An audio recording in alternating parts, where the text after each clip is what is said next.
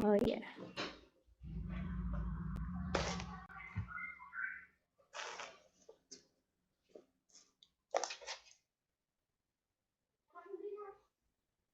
Oke, saya sapa dulu teman-teman dari Jogja. Apa kabar? Apakah Jogja sudah hujan? Di kami sudah mendung. Assalamualaikum warahmatullahi wabarakatuh. Waalaikumsalam warahmatullahi wabarakatuh. Oke. Tadi itu dari Aceh, gimana Aceh? Beberapa minggu lalu di Medan hujan. Aceh bagaimana?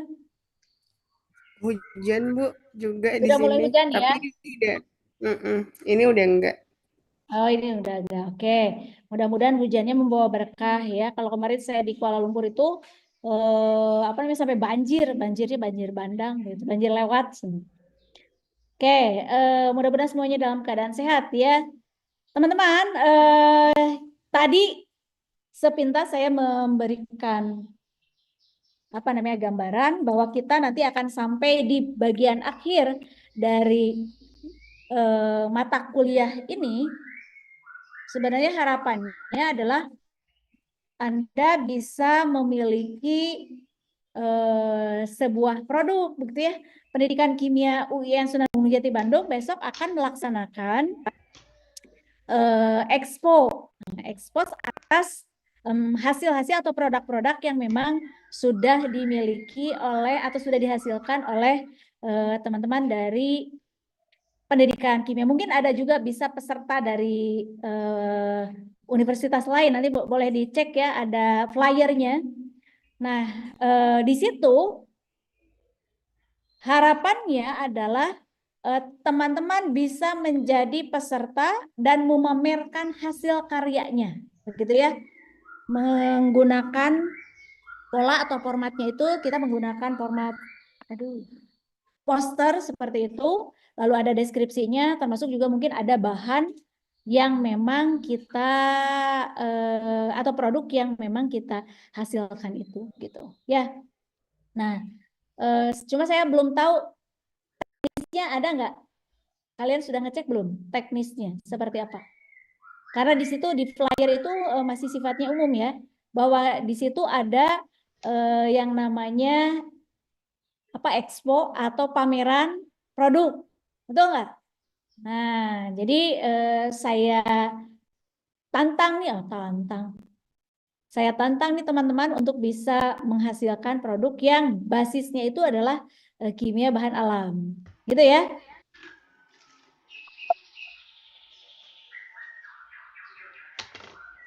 Baik, di pertemuan ke-7 ini kita akan membicarakan terkait dengan senyawa yang disebut dengan fenilpropanoid. Nah, ketika kita masuk ke dalam fenilpropanoid berarti sudah bergeser sedikit. Kalau sebelumnya kita belajar tentang terpenoid dan juga steroid yang ternyata memang masih satu kerabat.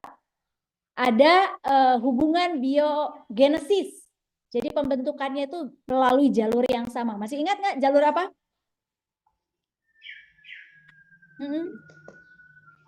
Biosintesis itu, kalau biosintesis itu apa namanya sudah melibatkan enzim di dalamnya gitu ya. Ini biogenesis.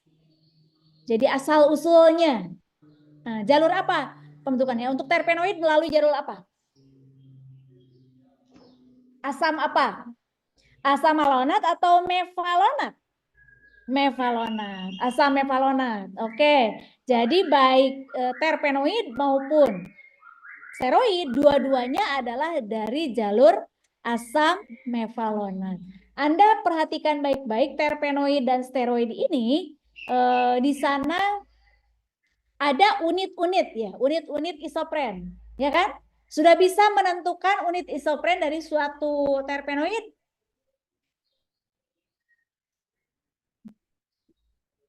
Sudah bisa?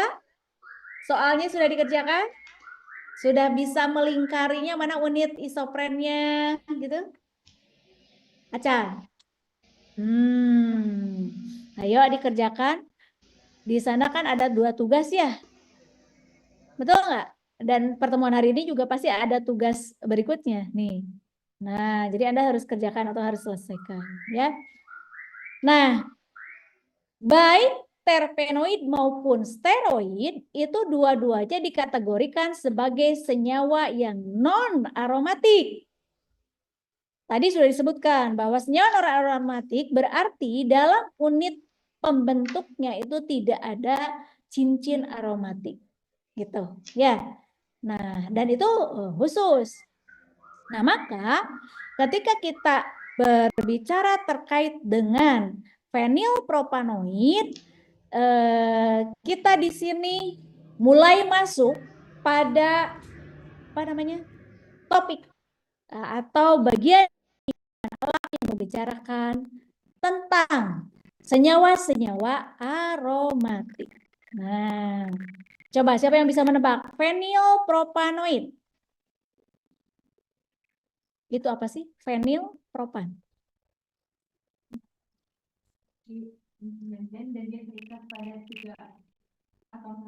Oke, baik. Tahu dari mana Teh Malika? Oh, sempat searching. Sip. Itu tuh jurus yang ampuh ya. Jadi Anda belajar dulu begitu, minimal tahu eta tina judulnya naon sih menggambarkan apa gitu ya. Benar nggak? Nah, sehingga di dalam otak kita nanti ada subsumer nu gitu. Nah, nanti paling di sini di kelas kita diskusikan terkait dengan hal-hal yang sifatnya spesifik. Gitu ya. Nah, jadi fenilpropanoid tentu saja namanya fenil. Fenil itu adalah cincin, ya cincin aromatik kan banyak, ya kan? Ini khusus, namanya juga fenil. Anda tahu fenol? Nah, apa itu? Cincin benzen yang kemudian salah satu hanya tersubstitusi oleh OH, jadi fenil alkohol alias fenol, gitu kan? Nah, fenilnya sendiri berarti si OH-nya hilangkan, jadi naon? Cincin benzen, begitu kan? Yang kehilangan satu H, gitu. Jadi alkil kan? Berarti C6H5 pinter ya. Nah, kalau propan apa? Dari kata propanat. Propanat C berapa? C3. Jadi berarti fenilpropanoid itu sederhananya ya. Ini ada cincin benzen nyambung dengan C sebanyak 3. Jadi C6 C3 itulah fenilpropanoid. Udah beres. Atau sanwe. Oke, ini tujuannya kita harus bisa mendeskripsikan klasifikasi dari fenilpropanoid. Berarti seperti apa sih klasifikasinya? Kan tadi C6, C3. Betul? Nah, seperti apa sih susunan C6, C3-nya itu? Ya kan?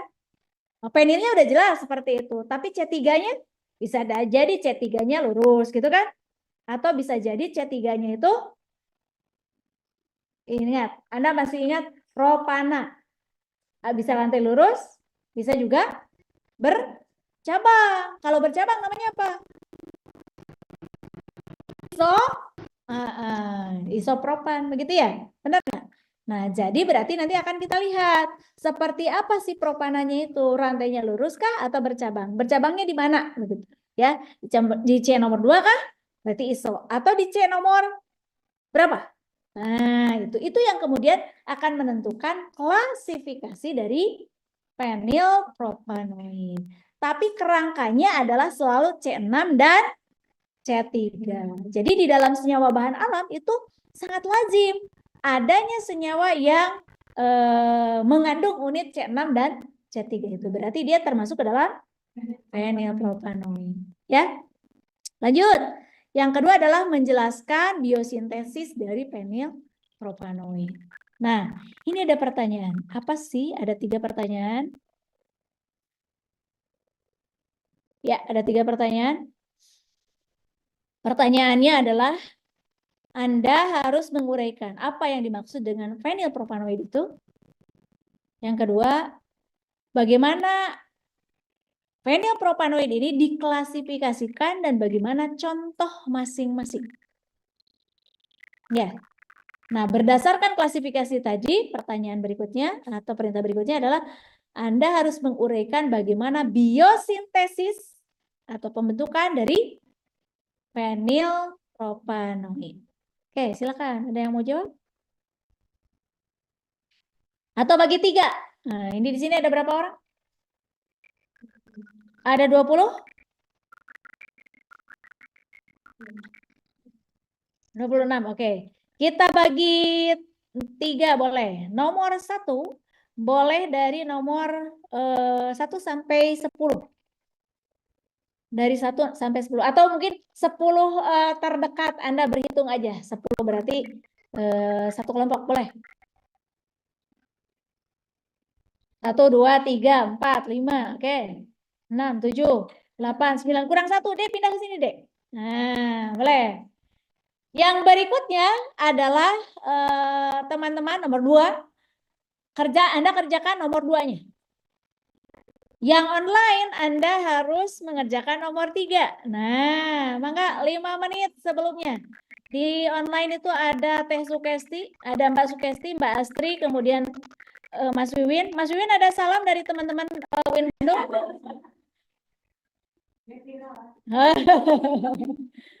Apa namanya, kalau bisa di arrange katanya itu kegiatan kita kuliah ke lapangan, ke Agradaya,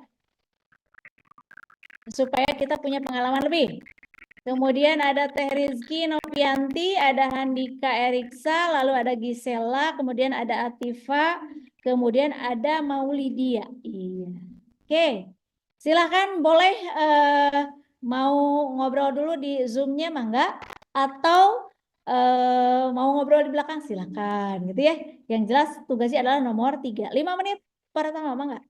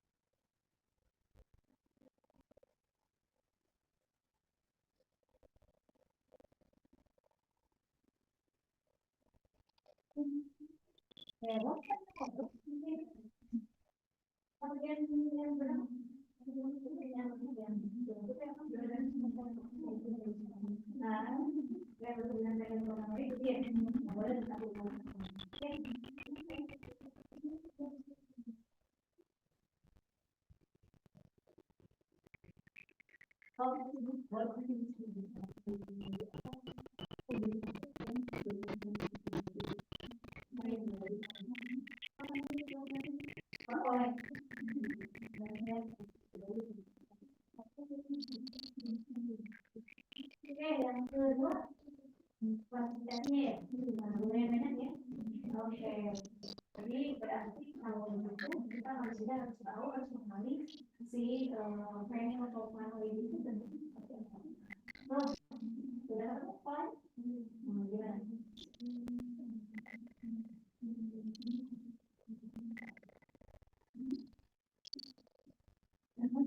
Ya, oke, itu sama.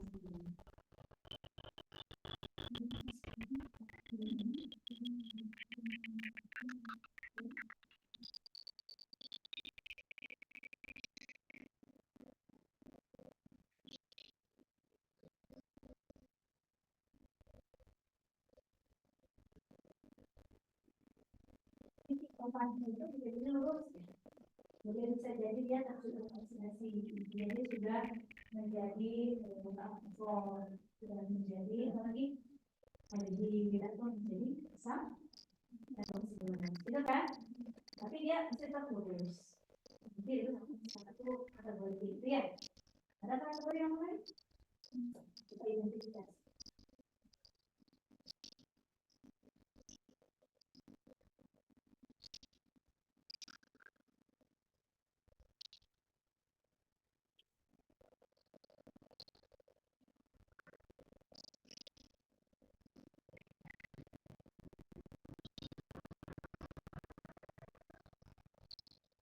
Teman-teman yang online,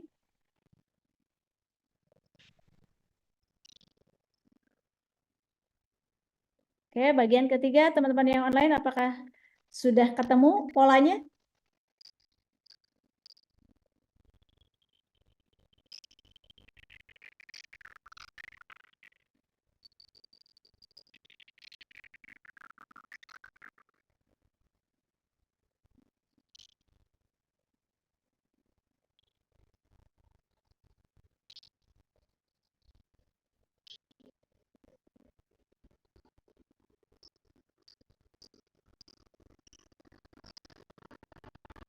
Alivia ada? Hadir. Ananda Putri. Oke. Anggia Marisa. Dina Dwi. Ada. Selanjutnya Fatimah. Oke. Berikutnya Gevira. Berikutnya Levi Melawati.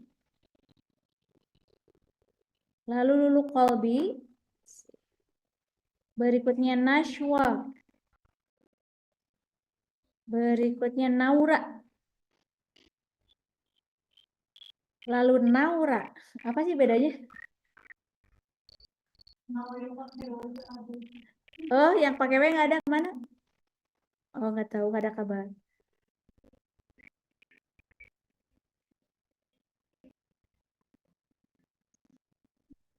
Lalu Nazmi. Ya, oke. Satu lagi Nida. Oh, maksudnya? Oh, ganti mata kuliahnya. Oh.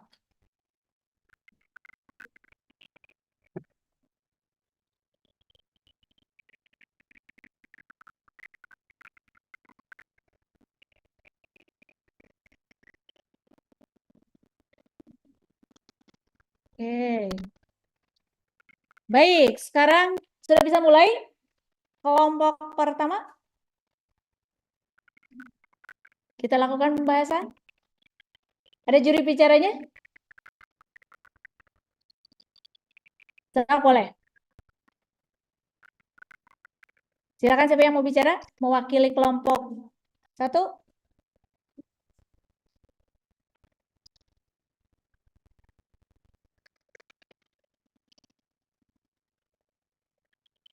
Pertanyaannya, apa yang dimaksud dengan fenilpropanoid? Nah, Anda kemudian harus menguraikannya.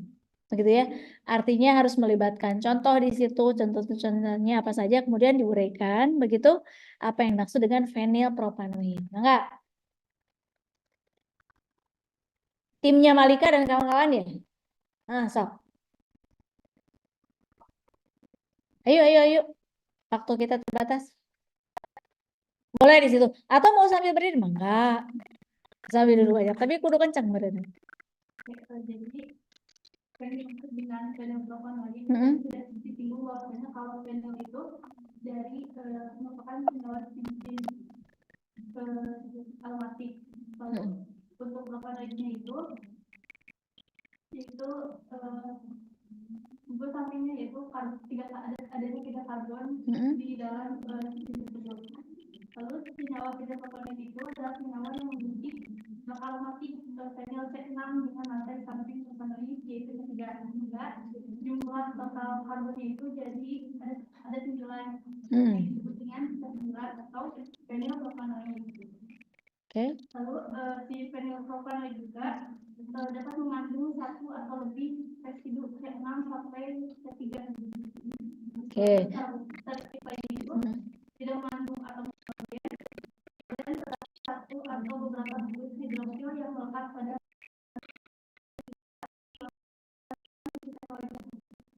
Oke.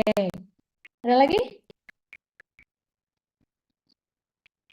Oke, poin-poinnya cukup banyak. Untuk contoh senyawanya itu yang termasuk dalam fenilpropanoid adalah asam kafeat, asam ferulat, dan terus oke, asam ferulat dan lain-lain. Oke. Lanjut.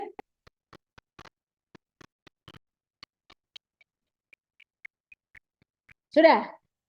Oke. Nah, jadi dari kelompok 1 menyampaikan bahwa fenilpropanoid itu adalah C6, C3. Berarti di sini ada unit yang aromatik, lalu rantai sampingnya adalah C3. Total jumlah atom karbonnya adalah 9. Tetapi dalam suatu fenilpropanoid bisa jadi ada lebih dari satu unit C6, C3 alias lebih dari satu unit fenilpropanoid. Hal lain yang sering terjadi atau ditemukan dalam suatu fenilpropanoid itu dia tidak memiliki atom nitrogen. Ya, kenapa? Karena kalau ada atom nitrogennya biasanya seperti ini, gitu ya. Fenilalanin, ya. Anda perhatikan baik-baik, ini asam karboksilat, lalu ada amina pada C alfa, berarti ini kita bisa katakan sebagai asam alfa apa ini? Amino, asam alfa amino alias asam amino, gitu kan? Nah, ini adalah contoh dari asam amino fenilalanin. Nanti ada nggak kira-kira hubungannya dengan fenilpropanoid? Nah, di sini kan. Jadi justru di sini fenilpropanoid itu bahan bakunya adalah asam amino. Maka akan dijelaskan nanti oleh teman-teman dari kelompok 3. Biosintesisnya bagaimana, ya. Nah, kembali lagi bahwa dalam satu molekul senyawa fenilpropanoid bisa jadi di situ ada beberapa unit C6, C3. Ya, bisa jadi si cincin aromatiknya itu gundul maksudnya hanya H saja, atau H dari cincin aromatiknya itu sudah tersubstitusi atau tergantikan oleh gugus apa? Gugus apa? Nah, seperti ini gugus apa? Gugus hidroksil. Sehingga tadi disebutkan dia bisa dikatakan sebagai senyawa fenolik. Gitu ya? Alias senyawa aromatik. Nah, jadi kalau kita perhatikan bisa jadi fenilpropanoid itu hanya C6, C3 saja atau C6, C3 dalam kurung berapa kali gitu ya. Kemudian bisa jadi juga tadi gugusnya itu seperti ini sudah menjadi asam karboksilat alias sudah teroksidasi, atau bisa jadi juga masih dalam bentuk aldehid atau bahkan masih dalam bentuk apa? Alkohol primer, gitu ya. Nah, lalu kalau begitu, sekarang bagaimana kita mengklasifikasikan dari si fenilpropanoid ini? Coba. Nah, ini nih yang tadi ya. Ayo, teman-teman yang kelompok 2. Jadi untuk klasifikasi fenilpropanoid pertama ada kelompok asam sinamar dengan rumusnya yaitu C6H5, CHCH, COOH, atau C9H8O2. Loh. Kenapa tinggal 10 menit? Kristal putih sedikit larut dalam air dan berhubung dengan 133 derajat serta berhubung 300 derajat. Asam sirama termasuk senyawa fenol yang dihasilkan dari lintasan asam sitinat dan reaksi berikutnya. Bahan dasarnya adalah fenolalamin dan triosin sama seperti asam kafeat, asam perkumarat, asam sinapat, dan asam ferulat. Oke, nah jadi berarti yang pertama klasifikasinya itu berdasarkan apa?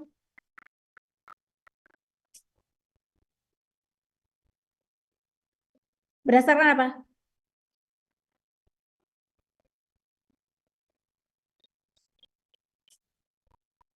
Gugus yang mengikat benzen. Ini dikatakan sebagai turunan sinamat. Sinamat itu yang mana sih?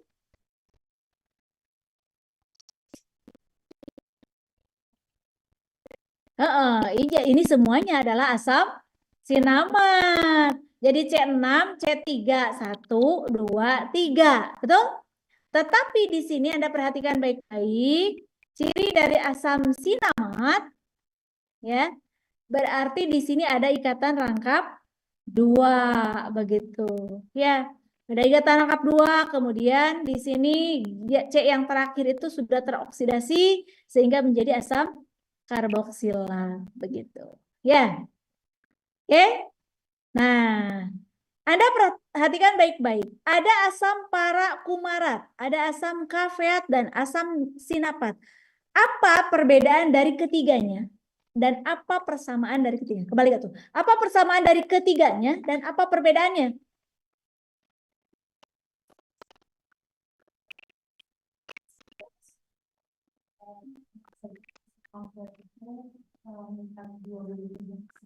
Oke, kafeat itu ada 2 glusi hidroksil, terus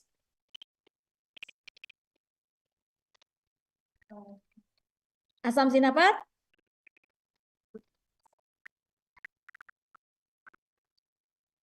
yang seperti ini namanya gugus metoksi. Ya, gugus metoksi. CH3O itu adalah gugus metoksi. Ya, jadi berarti ini kalau kita lihat, oh dia itu OH-nya berarti sudah mengalami oksidasi, sudah mengalami metilasi juga sehingga menjadi metoksi. Gitu ya. Kalau dilihat dari asam para-kumarat, kemudian asam kafeat dan asam sinapat, nah ini dia mana ya? Mana yang paling istilahnya itu paling dulu ada? Ada urut-urutannya nggak? Jadi berarti asam sinamat ini mengalami oksidasi gitu kan? Sehingga menghasilkan asam para-kumarat. Dikatakan kenapa asam para-kumarat? Orto, meta, para. Anda masih ingat? Nah, ini berarti para. Kalau para itu setengah. Nah, ya kan? Nah, jadi berarti OH-nya posisinya adalah setengah. Ini di posisi nomor 4, betul? Dari gugus, apa namanya? Gugus apa ini? Nah, tadi propannya. Betul? Nah, berarti asam kafeat ini bisa dikatakan dia mengalami 2 kali oksidasi dari asam sinamat. Atau bisa dikatakan oksidasi lebih lanjut dari asam para-kumarat ini akan menghasilkan asam kafeat, begitu ya. Kalau dioksidasi lagi, nah nanti di sini akan bertambah OH-nya, tapi kemudian langsung mengalami oksidasi sehingga menghasilkan gugus metoksi, oksidasi dan kemudian metilasi. Nah, sehingga menghasilkan gugus metoksi. Inilah yang disebut dengan asam sinapat. Gitu ya. Nah, jadi berarti jenis yang pertama ini didasarkan pada jenis ikatan pada propannya, gitu ya. Di mana di sini ada ikatan rangkap 2, begitu. Ya, untuk asam sinamat. Oke, kelompok yang lain. Polanya tetap dia C6, C3.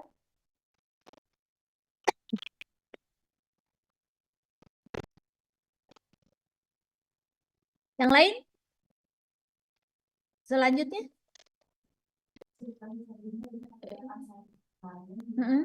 Kemarin ini merupakan senyawa metabolit sekunder berupa minyak atsiri yang terbentuk terutama dari turunan glukosa non atsiri. Nama kemarin diambil dari bahasa Karibia, kumaro, dan berarti hormonal. Yang tumbuhan pertama yang diketahui mengandung kemarin mengandung kimia K9 H6O2. Kemarin ini adalah faktor yang diturunkan dari asam cinnamon yang mengalami ortohidroksilasi dan kemudian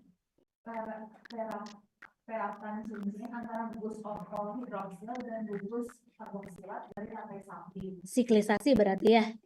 Oke, terus isomerisasi transspesies ikatan ganda rantai samping. Setelah isomerisasi transspesies ikatan ganda rantai samping, lebih dari 300 tanaman kemarin yang berbeda terisolasi dan kemarin sendiri tersebar secara luas dan mempunyai bau rumput tadi yang baru. Kemarin dan turunannya juga diisolasi dari semanggi, rumput banteng, dan wudhu. Kemarin yang terkandung dalam suatu tumbuhan dapat dikenal dari baunya. Bila tumbuhan tersebut dikeringkan, maka akan memberikan bau yang khas. Untuk pembuktiannya secara kualitatif bisa berdasarkan pada sifat fluoresensinya dengan fluoresensi, oke. Oke. Jadi yang kedua, kelompok yang kedua ini adalah kumarin. Ciri dari kumarin adalah, sebentar, cek dulu. Apakah ini benar C6, C3? Oh, C9, C6, C3 kan? Jadi kan satu ini penil, betul? Ya kan? Ada C3-nya. Mana C3-nya? 1, 2, 3. Betul kan? 9. Nah, sekarang yang menjadi ciri dari kumarin apa? Nah, C6, C3-nya itu ternyata membentuk cincin lagi atau mengalami siklisasi. Cincin yang disebut yang ada di sini disebut sebagai lakton. Ini nih. Ciri dari lakton. Tahu lakton? Lakton tadi sudah disebut asalnya dari OH, kemudian dengan OOH. Lihat, tadi asam sinamat itu kan ujungnya COH.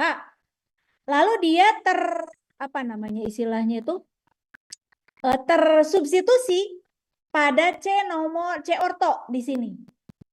OH, satu OH. Gitu ya. Nah, kalau ada OH ketemu dengan COOH, bisa bereaksi nggak? OH alkohol, COH berarti asam karboksilat. Bereaksi nggak? Bereaksi apa? Esterifikasi. Jadi berarti kumarin itu dia hasil esterifikasi tapi siklik. Gitu. Maka disebutlah dia sebagai lakton. Jadi dengan kata lain, lakton itu adalah ester siklik. Gitu. Ya. Nah, jadi ini posisinya orto, asalnya OH, kemudian yang di ujung itu adalah asam karboksilat, gitu ya. Nah, kemudian mereka bereaksi. Tapi si bereaksinya itu, esterifikasinya itu, reaksi esterifikasi, terjadi ketika apa? Nah, lihat. Ini kan ikatan rangkap 2. Ikatan rangkap 2 itu dia bisa jadi ada cis, ada trans. Kalau yang ini apa? Trans. Ya, ikatan rangkap 2, lihat. Ini ke bagian ke bawah, yang ini ke atas. Berarti 2 bidang ya. Beda, artinya dia trans, betul nggak? Nah, kalau jadi trans itu bisa mengalami isomerisasi menjadi cis, benar nggak? Nah, apa bentuknya atau bagaimana bentuknya? Nah, bentuknya adalah seperti ini. Nih, ini kan ikatan rangkap 2-nya ya tadi. Aduh, ini ikatan rangkap 2-nya ya. Nah, anggap yang ini adalah substituen. Ini pun sama yang sebelah kanan substituen.